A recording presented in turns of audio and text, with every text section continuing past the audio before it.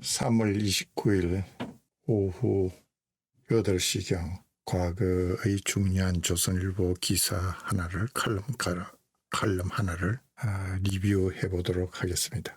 오늘 유튜브에서 SBS 유튜브에서 서울 시민을 상대로 대선 주자 선호도 한길 리스트에서 의뢰한 선호도 조사에서 보면은 윤석열이 대권 적합도가 46.4%, 이재명이가 17.4%, 이낙연이가 9.9%, 거의 더블 이상 과반수까지 윤석열이가 차지하면서 이재명 2위를 2배 이상으로 따돌리고 있습니다.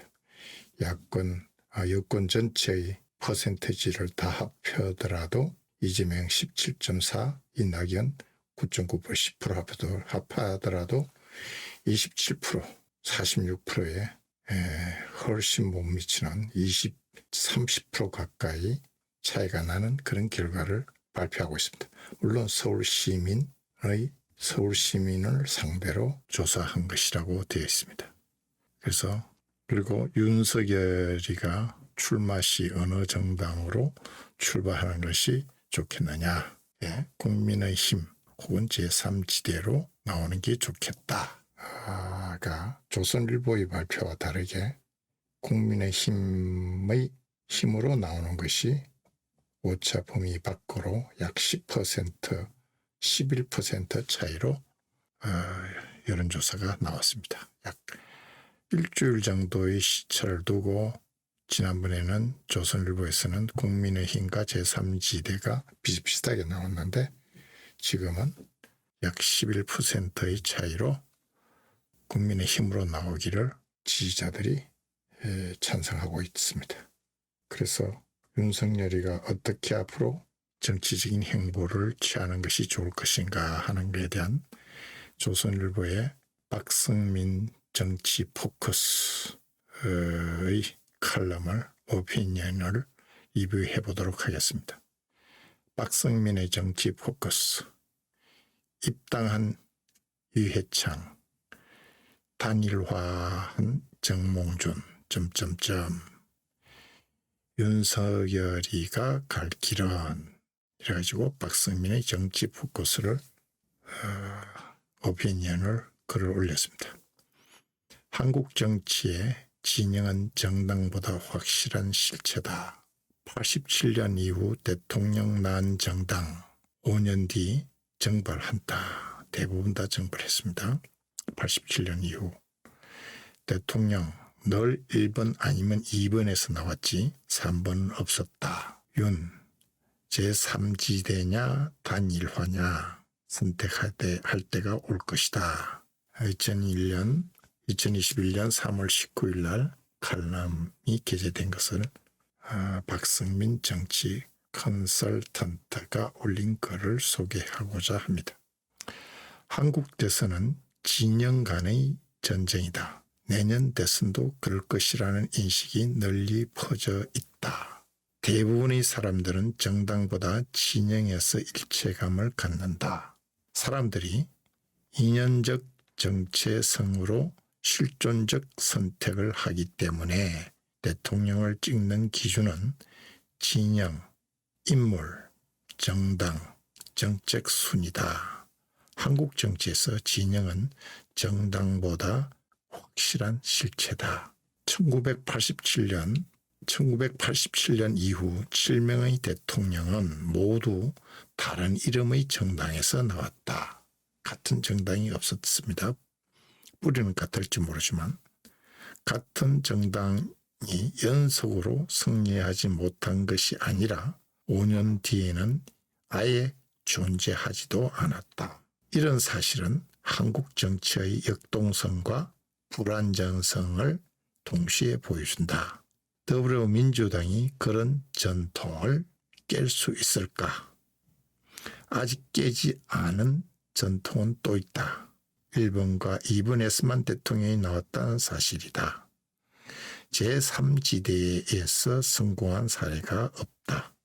하지만 한국 대선이 미국 같은 양자 대결로 치러진 적이 없는 것도 사실이다. 2002년과 2012년 대선도 강력한 제3 후보였던 정봉준과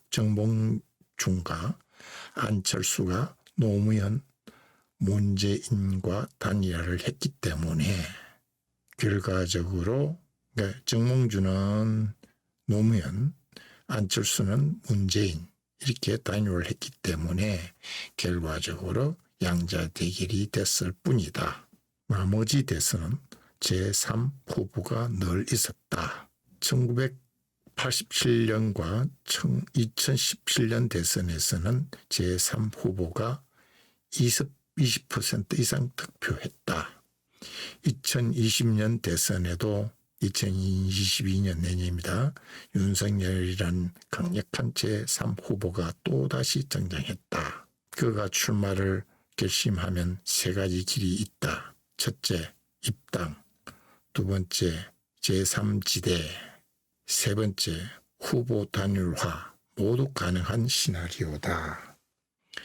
입당은 이회창의 길이고 윤석열은 여러 면에서 이회창과 비견된다. 법과 원칙에 충실해 대쪽으로 불린 이회창은 김영삼 정부 감사원장 때 현 정권에 관련된 정치적 비리도 성역을 인정하지 않고 엄정하게 감사하겠다고 선언한 후 권력의 핵심 부서를 성의 없이 감사했다는데 안기부도 예외가 아니었다. 총리 때는 김영삼 대통령의 최측근이자 실세였던 최영우 내무부 장관을 면전에서 호통치기도 했다. 그는 법적 권한도 행사하지 못하는 후수아비 총리는 안 한다며 불과 4개월 만에 사퇴했다.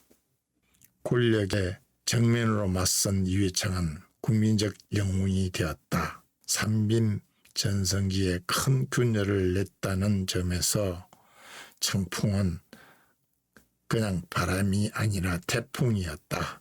가장 유력한 차기 대통령이었다. 1996년 총선과 1997년 대선을 앞두고 제3당 민주당으로 갈 것이라는 관측이 많았으나 그는 예상을 깨고 신한국당에 입당했다. 아마도 1987년과 1992년 대선에서 목격한 제3당 후보의 한계 때문이었을 것이다.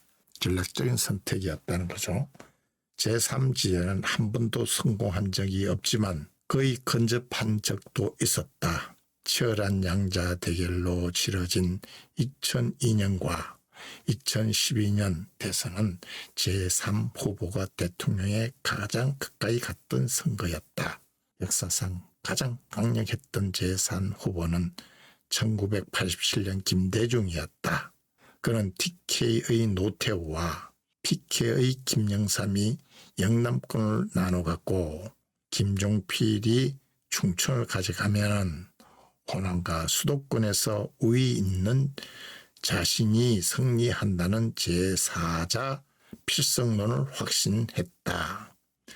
김대중이가 끝까지 무너지지 않고 버틸 수 있었던 것은 호남이 있었기 때문이다. 1992년 정주영, 1997년 이인재, 2002년 정몽준, 2012년 안철수 모두 지역 기반이 없었기 때문에 시간이 흐를수록 뒷심이 딸렸죠. 충청권과 유력한 후보가 없는 상황에서 윤석열은 충청 대만에 올라탈 수 있을까? 1997년과 2002년 대선에서 충청 출신의 이회창이 충청에서 김대중과 노무현에게 패한 것은 JP를 잡지 못한 탓도 있지만 지역 일체성이 약했던 것도 큰 이유다. 반면 2012년 박근혜는 TK와 충청 두 곳 모두를 고향으로 인식시키면서 문재인에게 충청에서 승리했다. 충청은 박근혜를 정서적 일체감이 있는 정치인으로 인식했다. 지역 정체성만이 변수가 아니다. 1당과 2당의 리더십과 지지 기반이 동시에 붕괴하지 않는다면 제3지대의 한계는 분명하다. 2012년 안철수를 불러낸 사람들은 이유가 다 달랐다. 2030년은 기성정치가 2030은 기성정치가 싫어서 정치인 같지 않은 안철수를 불러냈다. 중도는 유력주자인 박근혜가 싫어서 안철수를 불렀다. 호남은 박근혜의 유일한 대항마인 문재인이 싫어서 불러냈다. 폭넓은 지지가 있었지만 거대 양당의 건재한 리더십과 지지 기반의 벽을 넘지 못했다. 역사적으로 제3지대 후보는 끝까지 가서 지거나 후보 단일화에서 졌다. 끝까지 가서 지거나 후보 단일화에서 졌다. 제3지대는 비관적이란 거죠. 성공한 적이 없다는 거죠. 한쪽 진영이 분열하거나 지지 기반이 무너질 때 제3지대의 동력이 생기지만 시간이 흐르면 쭉 밀리거나 단일화 압박을 피할 수가 없었다. 윤석열은 반문재인에서 국민의힘과 지지 기반이 겹치기 때문에 입당이나 단일화 압력을 더 받을 것이다. 정치 구조적으로 그렇습니다. 정치 기반이 비슷하기 때문에 그렇습니다. 어느 때보다 보수의 구심력이 약하고 중도 유동성이 더 강해진 상황은 제3지대 성공 가능성을 높여주고 있다.